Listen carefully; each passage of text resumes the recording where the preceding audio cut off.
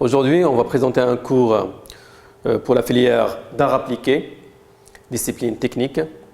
Le tour, c'est autour de design d'environnement et s'intitule l'espace de commerce dont la fonction est bien présentée et valorisée. Alors, au sommaire, on va voir la devanture, on va expliquer ce que c'est qu'une devanture commerciale. Ensuite, comment intégrer la devanture dans son environnement, comment composer sa devanture, les matériaux et les choix des couleurs. Ensuite, on passe pour voir les enseignes, l'enseigne en bandeau, l'enseigne en drapeau, le graphisme et le lettrage, les accessoires, les storban, la vitrine, ses proportions, son agencement intérieur, l'éclairage, l'espace de vente, on va voir la couleur, le mobilier et à la fin l'aménagement extérieur, les terrasses. Faire vendre et servir la marque. Tels sont les objectifs de l'architecture commerciale. Les boutiques doivent donner aux clients le plaisir et l'envie d'acheter. Quelques images de devanture des magasins que je présente ici. L'intérieur d'un commerce, comptoir par exemple. Toujours l'intérieur d'un commerce, comment on représente les objets à vendre.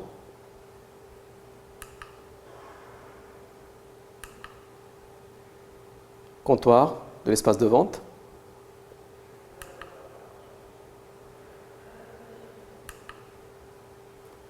Les stands qui font aussi partie du design de mobilier, et ça rentre dans le cours de l'espace de commerce. Toujours les stands. Devanture de magasin, les deux façades. Alors, la devanture c'est la façade commerciale. Ici, vous avez quelques images de devanture que vous reconnaissez sûrement, des grandes enseignes. Alors, qu'est-ce que c'est qu'une devanture commerciale? Il s'agit de l'ensemble des éléments architecturaux qui composent la façade d'un commerce. Donc, la vitrine, son encadrement, les enseignes, les systèmes de fermeture et l'éclairage, etc. La devanture reflète l'image principale de l'activité, son identité et sa qualité. Elle se limite au rez-de-chaussée, même si l'activité occupe plusieurs niveaux. Les enseignes sont intégrées à la devanture. Elles sont constituées par toute inscription, forme ou image relative à l'activité exercée. Comment intégrer la devanture dans son environnement? La façade commerciale doit prendre en compte les différentes échelles de la ville. On va prendre par exemple le quartier.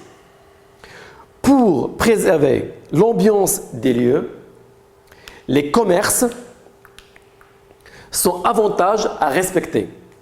En avantage à respecter l'image générale du quartier et préserver sa continuité bâtie.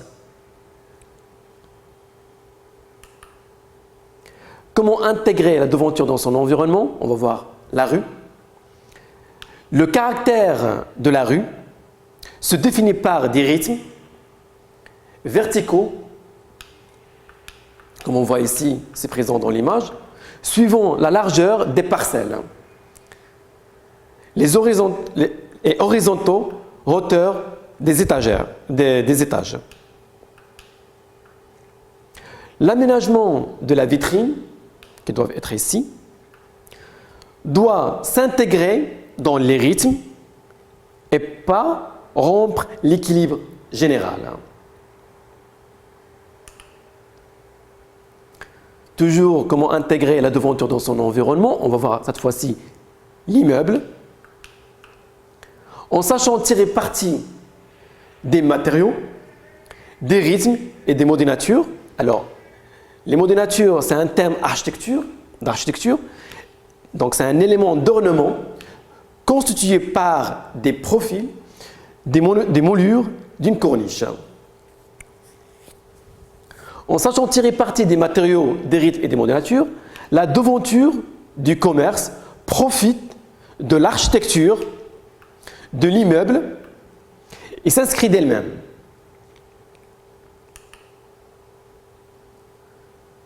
Comment on compose la devanture? La devanture doit être clairement délimitée. Elle est aménagée sous le bandeau séparant le rez-de-chaussée de l'étage. Elle ne doit pas dépasser les appuis de fenêtres du premier étage. Elle se distingue clairement de la partie habitation, hall d'immeuble.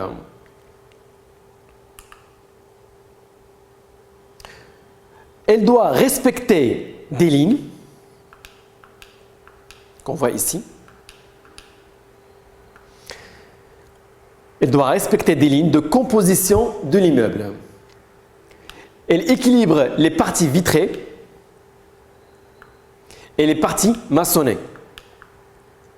Elle s'aligne avec la composition des autres commerces de l'immeuble.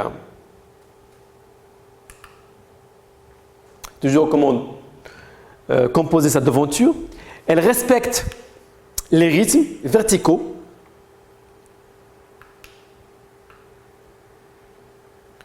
Donc, elle respecte les rythmes verticaux.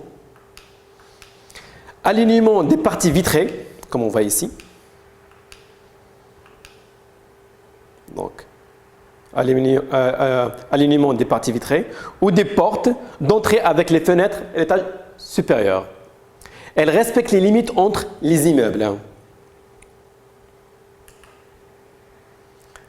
Les matériaux. Limiter le nombre de matériaux utilisés en devanture et les choisir dans l'esprit de l'activité commerciale. On privilégiera le bois, peint, simple à entretenir et à repeindre, ou à défaut le métal laqué. Les matériaux réfléchissants, comme miroir par exemple, sont à proscrire sur des grandes surfaces pour des raisons de sécurité routière. Pour les choix des couleurs, définir un code couleur simple permettant de proposer une continuité entre l'intérieur et l'extérieur. Il est préférable de se limiter à 2 ou 3 couleurs, 2 ou 3 teintes choisies en harmonie. C'est cela qui va créer l'appel commercial. Optez pour des couleurs sobres et mates, de préférence sombres. Cela fera d'autant mieux ressortir votre enseigne. Des touches de couleurs plus toniques pourront être utilisées sur des surfaces limitées afin de souligner certains effets de la devanture. Ici, je donne quelques exemples de coloris. Alors, l'enseigne. L'enseigne en bandeau, il y a l'enseigne en bandeau et l'enseigne en drapeau. Donc, on va voir en premier l'enseigne en bandeau. Donc, l'enseigne en bandeau est posée traditionnellement au-dessus de la vitrine.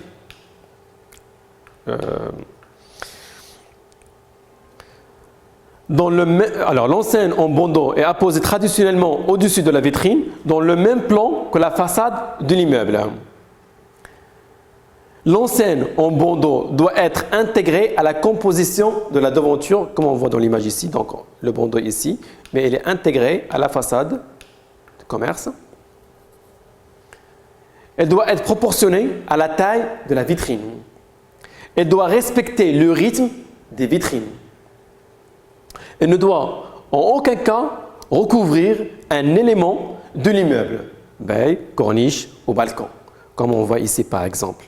Ça, c'est à éviter. Donc, il ne faut pas recouvrir, par exemple, les fenêtres ou les corniches ou dépasser de la devanture. Donc, il ne faut pas qu'elle dépasse de la devanture. Comme ici, par exemple, on voit que l'enseigne part jusqu'au balcon, par exemple, ce qui est à éviter.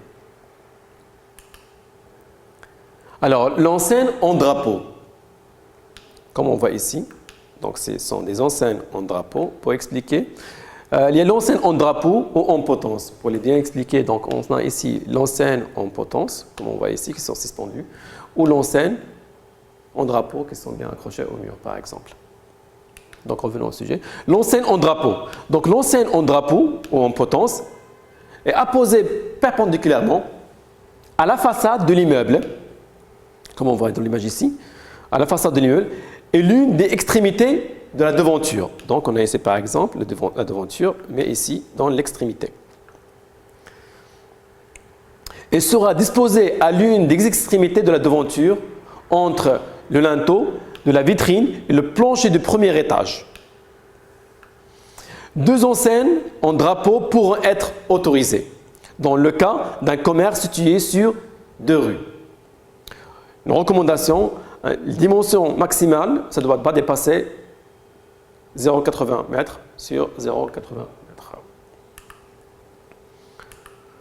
Alors, on va voir par rapport aux enseignes le graphisme et le lettrage. Alors, une bonne lisibilité a les simplicités de typographie et contraste.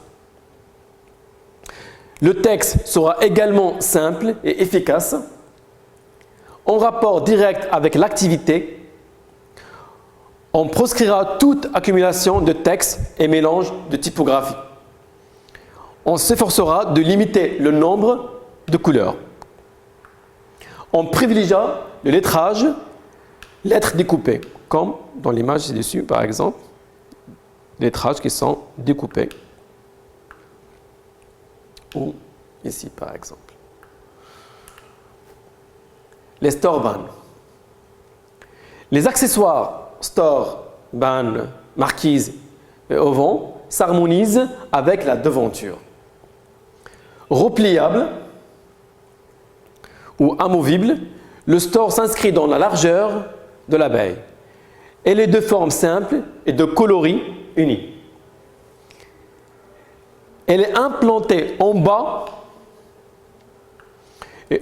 ou en haut de l'enseigne frontale. Elle ne mentionne pas de message publicitaire.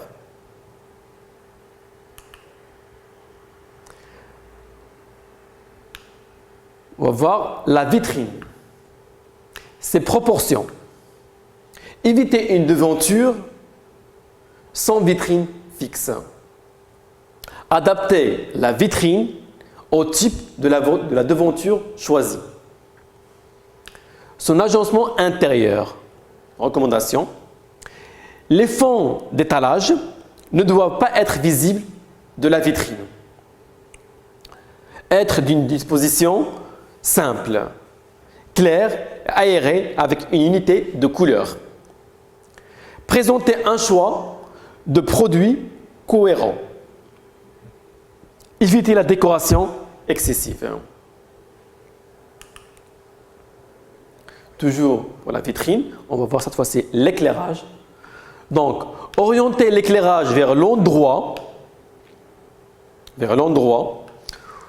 où l'on souhaite que les clients regardent. Choisir des équipements d'éclairage flexibles. De préférence, projeter la lumière du haut vers le bas, comme on voit dans l'image ci-dessus par exemple. Donc l'éclairage vient d'en haut vers le bas. Mettez l'accent sur les contrastes. Donc l'éclairage, en dépit de son importance évidente, l'éclairage est souvent négligé. Source importante de dépenses, puisqu'il représente jusqu'à 50% de la consommation d'un commerce. L'éclairage est aussi un gage de valorisation de l'agencement. On distingue deux types d'éclairage. L'éclairage de base, c'est l'éclairage général du point de vente. Elle est conçue pour voir et engager le client à circuler dans l'ensemble de la surface de la vente ou l'éclairage de la mise en scène ou d'accentuation. C'est l'éclairage ponctuel qui permet l'accent sur certains produits, certaines zones. Et elle permet de créer aussi bien des contrastes de couleurs,